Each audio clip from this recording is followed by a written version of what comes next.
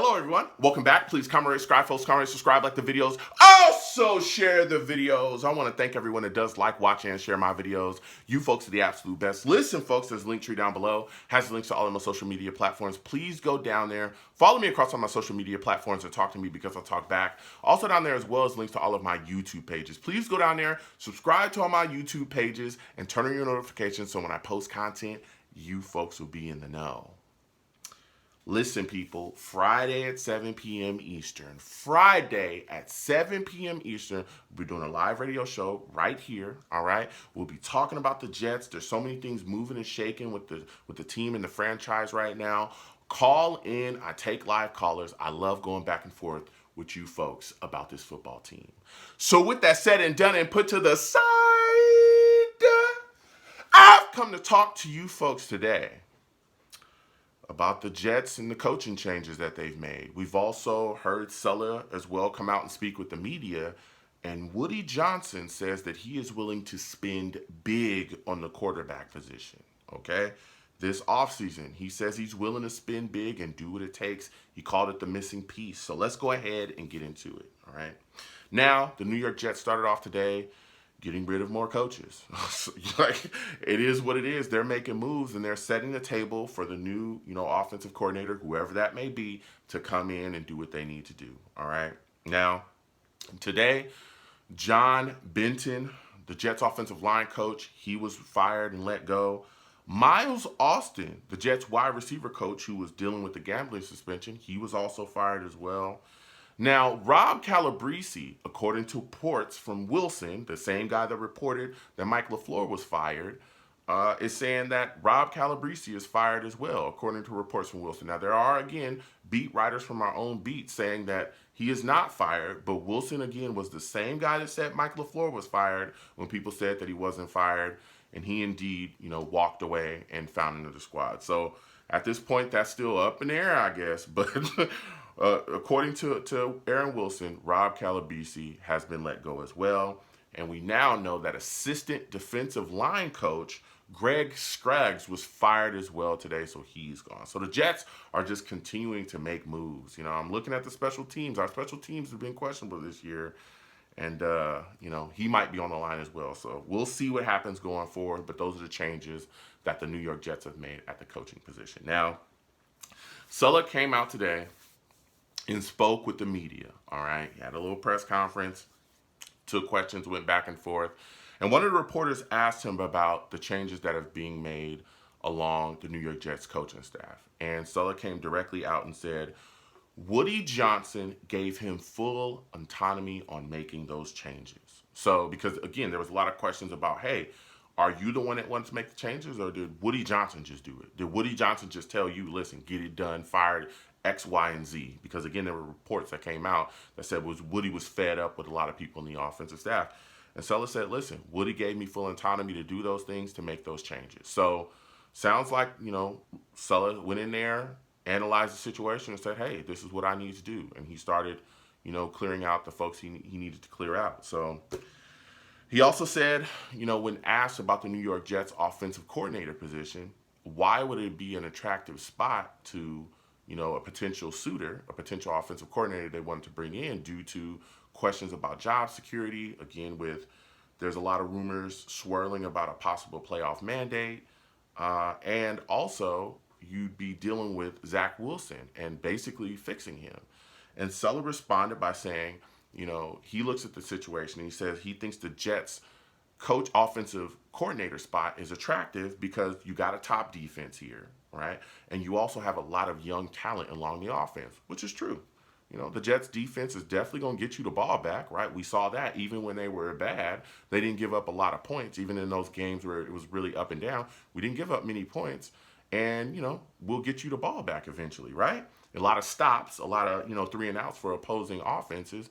And then you look at the Jets offense, and yeah, we got Elijah Moore, who's a young guy. You got Garrett Wilson, who had a phenomenal rookie season. ATV, who's another young guy. Again, he was out this year. But there's a lot of young talent on this football team. Breece Hall, who shined bright before the injury. So, that could be a selling point to the Jet spot. But again, when you look at bringing in an offensive coordinator here, You look at that situation with Zach Wilson, and you basically have to bring in a guy that's committed to making him better, that's committed to fixing him. And I think a lot of issues with Zach Wilson, you're almost kind of rebuilding this guy from the top to bottom. His mechanics, his confidence, everything, his throwing motion, it's all got to be cleaned up. So we'll see what happens going forward.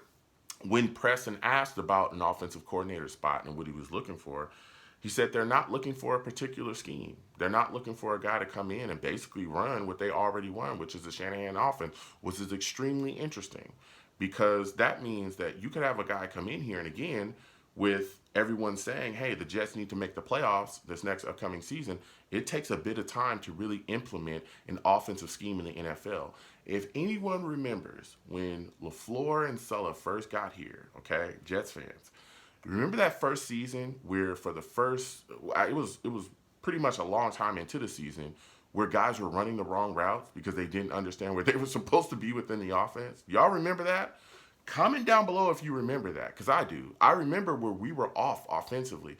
Guys were running the wrong routes. Some guys didn't know the snap count. They didn't know where they were supposed to be. They were still trying to adjust to this new offense that everybody had been put in, the Shanahan offense that, LaFleur and Saleh had installed when they first got here.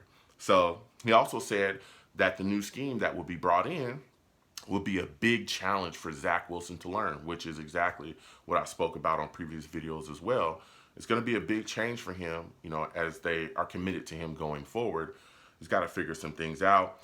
When asked about that, because he said, hey, it's going to be a big challenge for Zach Wilson, what's going on with where you guys look at the veteran QB market and try to grab one?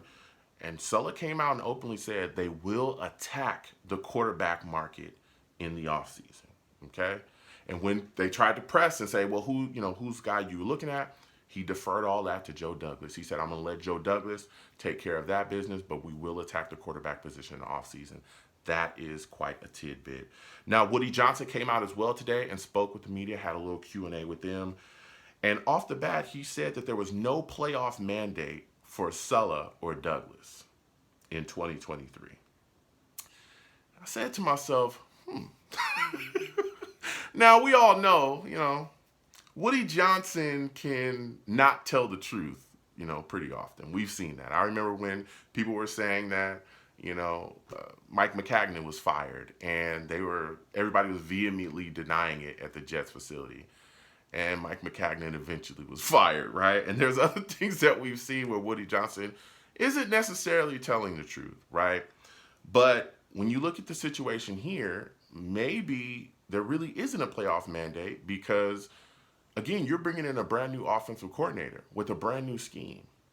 So it's going to take time to implement that. And I'll talk about that and the importance of it because if the offense, again, past season was struggling, we saw that, it may struggle a bit. We've seen other places elsewhere where things have been implemented and it takes time for a team to adjust to that. So he says there's no playoff mandate, but again, there's rumors swirling about all over the place that that Woody Johnson expects the Jets to make the playoffs next year. So he also said as well that he is willing to spend big on the quarterback, and he called the quarterback position here with the New York Jets the missing piece.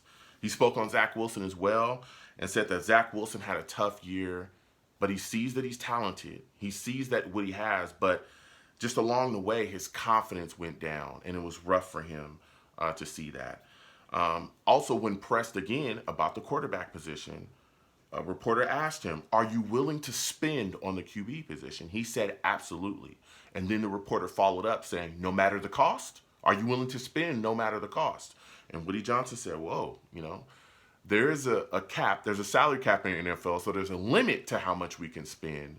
But yeah, I'm willing to get it done, willing to basically do what it takes to get it done. It's the missing piece again. So very interesting stuff. Comment down below. Let me know what you folks think. How do you folks feel about Saleh coming out and talking about the Jets attacking the QB position in the offseason? What are your thoughts about Woody Johnson saying they wanted to spend big on the QB and basically saying it was the missing piece? What are your thoughts about him saying that he doesn't have a playoff mandate for Saleh and Joe Douglas? Do you believe that? I want to know.